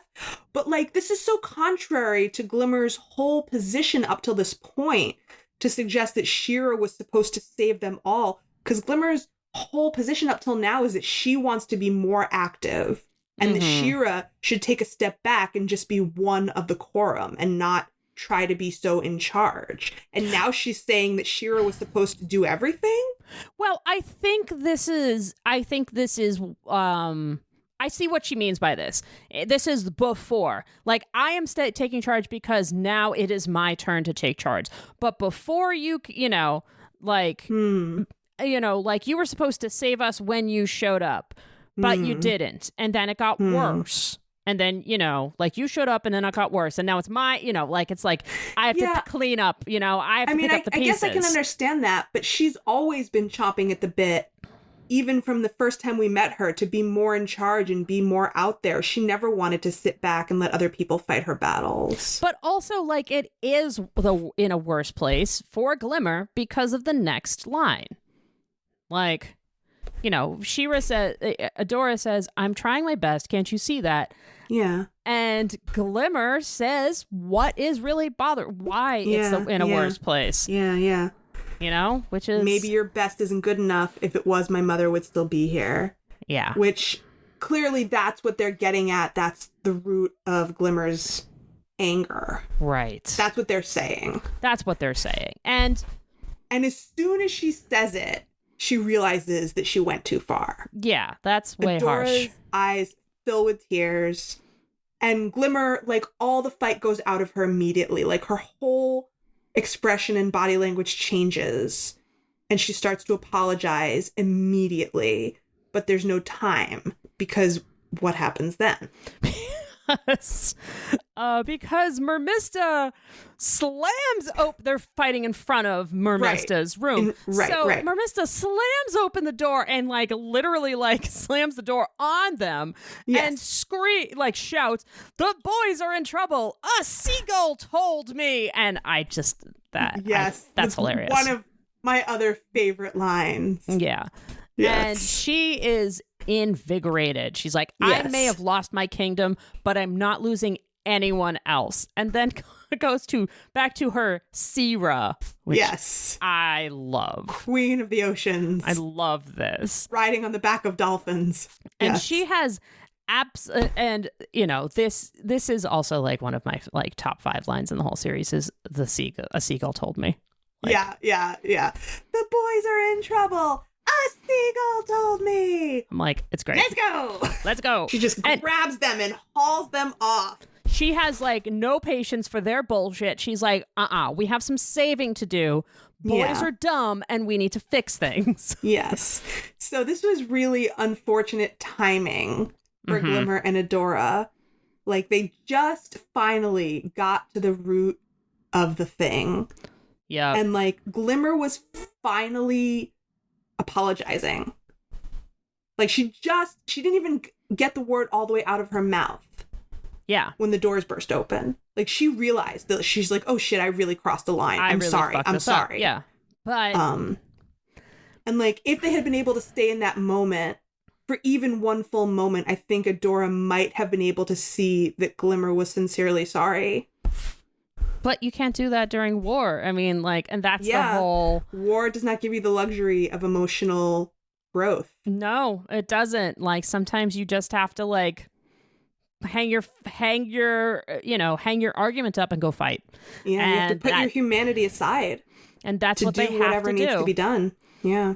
That is what they have to do. So they get back to... So we jump back to the ship. We're small... Now we're on the Horde ship. We're on the Horde ship, and Seahawk is making small talk. Yep. He asks Octavia what happened to her eye. And we as the audience know, but Seahawk does not know, that Catra scratched it out when she was 6. Mm-hmm. And now I bet she's going to do the exact same thing to all of you. It's like, why was Catra gonna scratch their eyes? Whatever. It's fine. She's a sadistic little fuck. I mean, why did she scratch Octavia's eye out when she was 6? Right. I mean, from what Octavia understands, Catra's a little bastard, right? She's just a sadistic little fuck. Right, but like... She takes out her feelings on other people. Right. You know. But you can't... Because she wasn't raised right in a loving home. Because she wasn't raised right. You know, Octavia so there's learns... one person who is not reacting to these threats appropriately. Yeah, you can't threaten somebody that doesn't give a shit. Yes. And it's Bo. Bo is finally just done. Bo's like, I don't care. And Octavia's like, well, I'm threatening you. Has like a stun. Yeah, like, hey. Like a stun baton and everything. Be threatened. And Bo's like, I'm doing a thing here. Yeah, and Bo's like, I don't care. Do what you know what? Yeah, he is done being the only one invested in the work of friendship. And he has like one of our first really big Bo emotional, like digging in emotional moments. And he has like more than earned it. He has. And he says, you know, it's not easy being the friendly and upbeat guy all the time. Yeah. Which it's not, you know, No, being a peacekeeper course. is really difficult. Yeah. It's stressful as fuck. It's stressful as fuck, and you're taking on everybody's shit all of the time. Just trying to make like you're mitigating so many people, so many things, just to make sure that like everybody can get along and things get, you know, things can stay smooth, so everything can keep going and everyone's fine. It's fine. Everyone's fine. I'm fine. It's great. Yeah. It's is there fine. any room left for you to have your own feelings, even? Yeah, and we hear that like. You know, we hear from Bo that it's hard work. And why is he the only one that's willing to work at it? That's right. Yeah. And then he says, I mean, they didn't even notice I'm gone. Yeah. Do whatever you want. I don't care. It's terrible being friends with friends. Yeah. He's just like, no, Bo, you love being friends with friends. Yeah. But, you know, like, he's got to have a break. Yeah. Yeah, he can't... From that upbeatness. Yeah, and you have to have a break from not just the upbeatness. Is 100% unwavering 100% of the time, then it's a mask. Yes, yeah. And you can't keep up a mask all the time. You will burn out, and it is exhausting. Yes. And then Octavia taps her comms badge and tells her fellow Horde soldiers to be ready at the rendezvous point, because this kid is bumming her out. Gotta get him off the ship. Like, geez, what a bummer. And it's like, damn, when we hear Bo is a bummer, like, things are not good emotionally. Also, Bo is the heart of the series. If Bo is giving up on friendship is in a really bad place here. On Etheria. Here on the She-Ras and the Princesses of the Powers.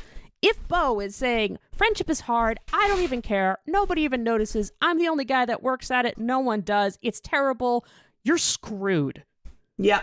Like, you're emotional, you know, you are emotionally screwed. You need an emotional cardiologist stat. You need an emotional cardiologist. Y'all need to check in with each other. Yeah. Which is what he suggested back at the very beginning. But nobody listens to him. Nobody listens. Nobody listens to Bo. So... We then hear random soldiers saying we have magic incoming. I wonder how they detect that. I don't know. Maybe what kind of particles do they detect when there's a teleportation poof incoming? Maybe they hear the sound. Maybe the magic sound. Could be. I think so. I think that's what it is. So we have a majestic poofing in of Glimmer, Mermista, and Adora, each in their own righteous action pose. I love that we get Adora's mid-air transformation sequence. Yes. And since the last 2 episodes, we had one episode that was all Adora, and then before that, the episode that was all She-Ra. That means it's been at least 3 episodes since we've had a transformation. Yeah, it's been a minute. Yeah. So we haven't that had makes one. It a little extra epic. Yeah, it's nice. You know, we love a good transformation sequence here. Yeah. We could all use a little razzle dazzle right now. We really could. We all could use a little bit of little sparkles, a little sparkle, a little rainbow, a little bit of, you know, ass kicking with some magical energy waves. Yep. So we have some rescuing happening. Sure do. we have Bo. We have Glimmer going over to Bo. Untying Bo. They share a moment. They have a moment of awkward silence. Yeah. That's all they have time for before they have to jump back into the action. Yep. And that's so real. All anyone has time for is moments. Yeah. Brief moments, and they can't keep it together. Yeah. But at least they have that moment of connection where they I see you. Yep. I'm here for you. And Seahawk just is over the moon that his girl's back. Yes. You're back in the game. And she is just kicking as he major punches ass. soldiers happily. I know, they are reveling in this. They're having a grand old time. She is waterbending like a motherfucker. Rescuing people is her jam. That's right. He never had any doubt in her. That's right. Ever. And of course, because he is so elated, he starts to go into a refrain of the Friends with Friends, and she waterbends at him. Shuts it down immediately and says no shanties, and then hit it. And I'm gonna do a little mini smart brain moment here on what happens musically. Sure, when Mermista has her electric guitar chord. When she has an electric guitar moment. Sure. But before you do your Professor Smart Brain moment, I just want to note Seahawk's reaction to Mermista having her own musical interlude. I know. His eye, he literally gets heart eyes. He is so excited. He's so excited. Says, I thought you said no shanties. Yeah. And Mermista says, this isn't a shanty, it's like a rock remix, so it's cool. So she says, no shanties, hit it. The guitar sound. That is called a pick scrape. Oh. Yeah. So it's a pick scrape or a pick drag. I've heard it as a pick drag before. We get a pick drag into an E chord, an open E chord, or really probably just the E string. And so that's a really common sound that you hear, hard rock, punk, metal. So what you do is you take it by taking a guitar pick on a distorted electric guitar. And instead of kind of pulling it down over the strings like a strum, you'd start at the bridge of the guitar and you drag the pick up towards the neck at a particular rhythm. It's usually kind of fast. So you get the...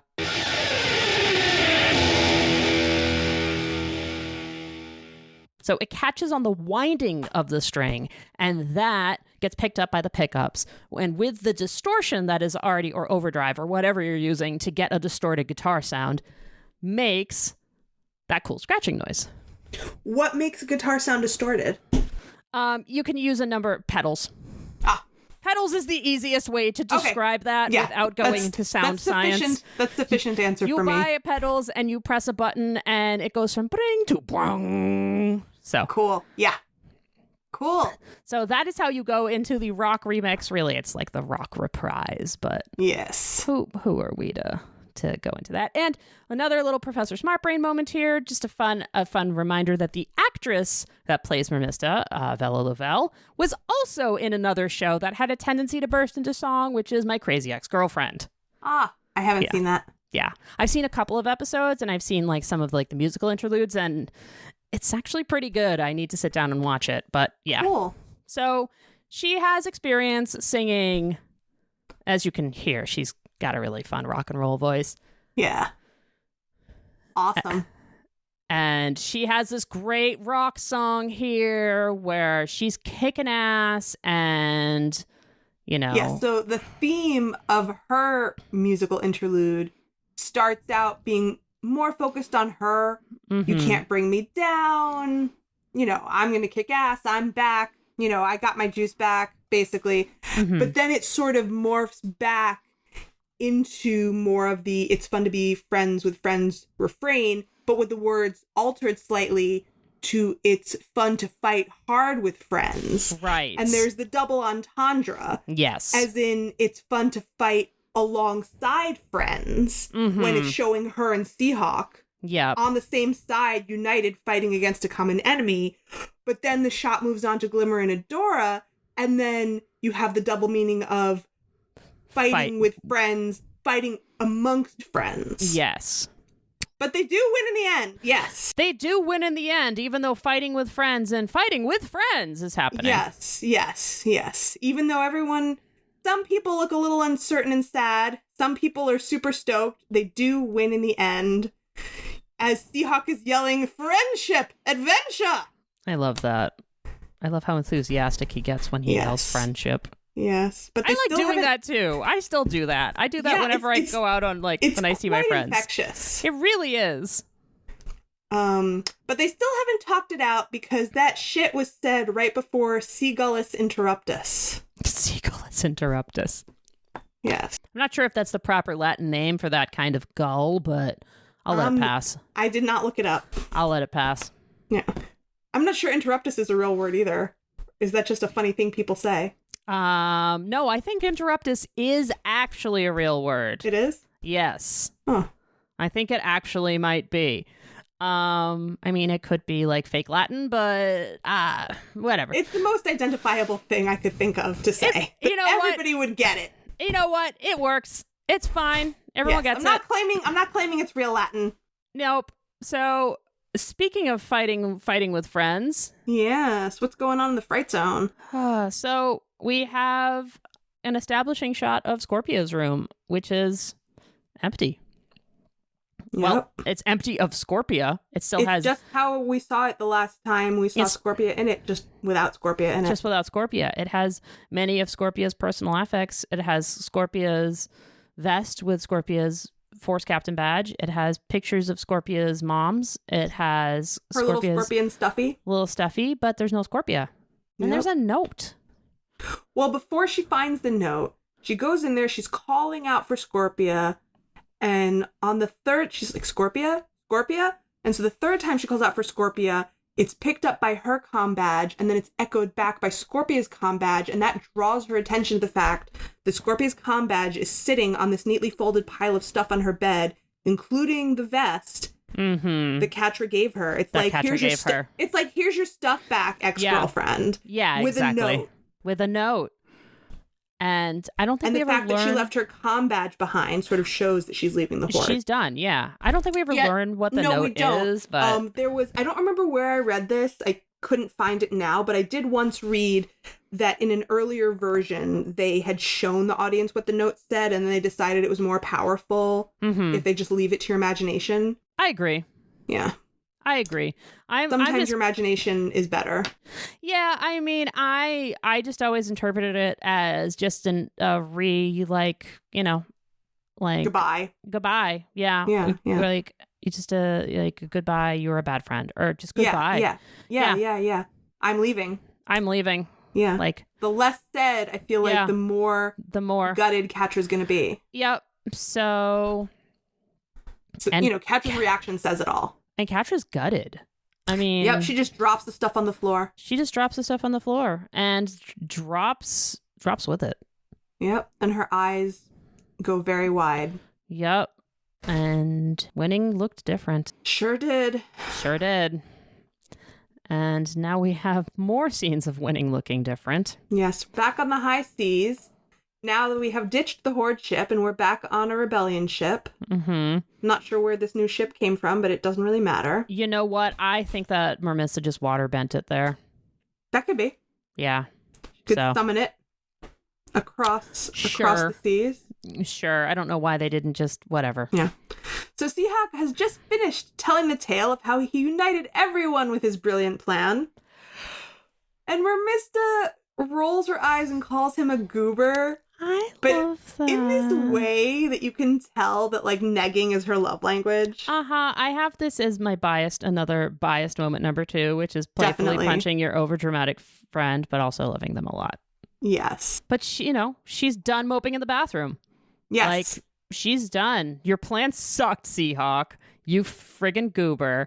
I love goober, by the way. I know, it's great. Love that. That was such a good choice to do, like, a nice, like, inoffensive. It really lands. Like, yeah, it was good.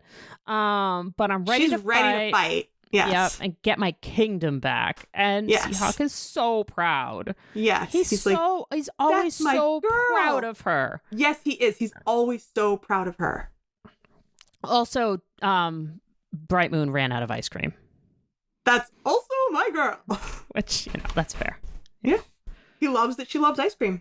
Also, it's like when you do finish, kind of like if you're like, one of those like, I need to, take a tiny bit of time to eat my feelings, then you run out of it. You're like, all right, well, I got to do something else now. Yeah. So like that's also really real. Yeah, like, oh, the bath water's absolutely. cold and I ran out of ice cream. Well, I should probably get up and, put on some clothes, right? Yes, like that I took that time and that time is over now. Yep, exactly. And yes. And then we sort of zoom out from that to Beau's POV, watching them from sort of further away on the deck. He's sort of watching them happily. He's like, oh, good. Seahawk and Remister are good. And then he looks over at Glimmer and Adora on the opposite side of the deck. And he sort of smiles hopefully at them. He's like, oh, good. They're going to make up now, too. But that's not going to happen. That's not what happens. No, in fact, it's the opposite of what happens. No. Because... So Adora's sort of sitting on the railing, looking out at the sea, and Glimmer approaches her just sort of tentatively and touches her arm. Yeah. And Adora is just not ready for it. She's like, nope. At all. Yeah, she like slaps her hand and walks away. She's like, she doesn't no. walk away. She runs away. She's like, fuck this. She's like so wounded because, Glimmer said out loud the one thing that was Adora's worst thought and fear about herself. Yes. Like the two worst things. Number one, that she is not good enough. Mm-hmm. And number two, that it's her fault Angela died. Yep. Yeah. So I think part of it, this is just my interpretation and it's open to debate. I think part of it for Adora is that she's so hurt that Glimmer really thinks that. And part of it is guilt that she also believes it. Yeah. And that she just can't face it. Yeah. Yeah. So her reaction to Glimmer making that tiny overture is so sharp. She, slaps Glimmer's hand and runs away. She doesn't walk away. She runs away. Yeah. And so Glimmer is so rebuffed by that her anger comes back full force immediately.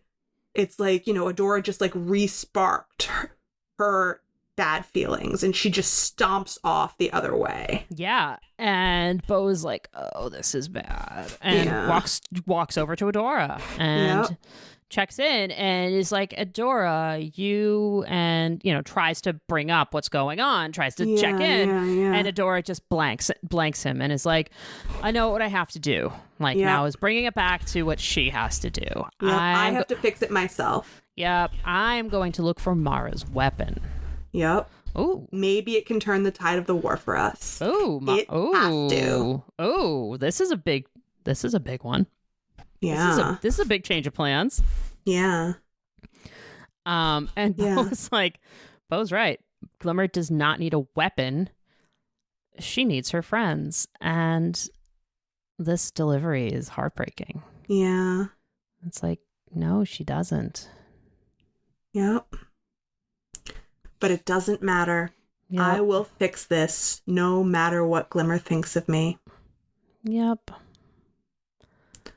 She's so sad. I don't blame her. Yeah. Like, that was cruel. Yeah, of course. It came from a very hurt place and it was very cruel. Yeah. So, and then of course, Seahawk, great at reading the room, picks up his squeeze box and gives us a musical outro. As Mermista looks happily on. Yeah. The best friend squad on the sea. We subdued the threat with ease. We sailed the world, come near or far. We best friends, we are. We best friends, we are. And then we have Beau quietly, somberly. We best friends, we are. I know, as he leans over the railing, looking out dejectedly at the water. Yep. Jeez. And then we have this discordant image of this beautiful boat sailing into this beautiful sunset on top of all this fighting and sadness. Yep. Great. That's fun. No cognitive dissonance there. None. Thanks, storytelling. Oh, jeez. Gosh, so now guys. we have, both Adora and Glimmer sort of reaching away in opposite directions, feeling like they both have to do everything themselves. We have Catra completely isolated, not getting the glory that she wants, being by herself. Well, starting to be by herself. We don't have Scorpia anymore. Scorpia's somewhere. Gonna pop up somewhere soon. Seahawk had a great time. He got tied up by hunks. Yep. Mermista ate a bunch of ice cream. Had a great time. She ate a bunch of ice cream. She got to sing a rock remix and save people, which is her jam. Yeah, and I guess this just leads to, what did we learn today? Oh, boy. We learned that sometimes you have to put aside your emotional processing and do what needs to be done in the moment. Yeah. And it sucks, but sometimes you have to do the adulting. That's real. That's real. That's really real. That's really duper duper real. Yeah. Hi. And I'm not sure what else we learned. That's a lot to learn. I think I think that's enough learning for the day. That's enough learning for one day. Yeah. All right. And sometimes also, wait, I have one more thing. Okay. It is okay to take me time. And you shouldn't be ashamed of taking me time. That's a great lesson. Sit in the top of the ice cream. That's a great lesson. Sit on the couch with your kitties as weighted blankets. Whatever it is that helps you recharge. Go to the bar with your bi buddies and drink pink drinks. When you are feeling at the end of your rope, take your fucking me time. Take your me time. Yes. Because the world will be better off with you as a better recharged version of yourself. Yes. I like this. So do the adulting when you need to, but take the me time when you can. Yes. That's a better what we learned today. That is a better what we learned today. Thanks for ending us on a high note, Jenny. No problem, bud. Best friends we are, we are. Huzzah! Huzzah! Friendship! Excelsior! Excelsior! Well, folks, if you liked what you heard and you want to sing rock remixes of classic sea shanties with us, you can like and follow us on Apple Podcasts, Spotify, Google Podcasts, or wherever you get your podcast fix. You can also find us on Instagram, Twitter, or X, whatever, TikTok and Facebook at HeyAdoraCast, or you can email us a wailing guitar solo at heyadoracast@gmail.com. And in case you hadn't heard, we have a Patreon. I know you hear it, but just in case, we're going to remind you again. Jenny, you want to tell them some stuff we do with our Patreon? We have some live chats. We have some live watches. We're going to have some bonus episodes in the future. You have a Discord where you can chat with each other, all your fun fan theories, all the fun things you have in a closed fan community on Discord. It's all there for you. Yeah, we have a bunch of groovy stuff, so check out our Patreon, and you can find the link to our Patreon, as well as this week's boy-themed Spotify playlist, Boys Night Out. That's right, it's all about the boys.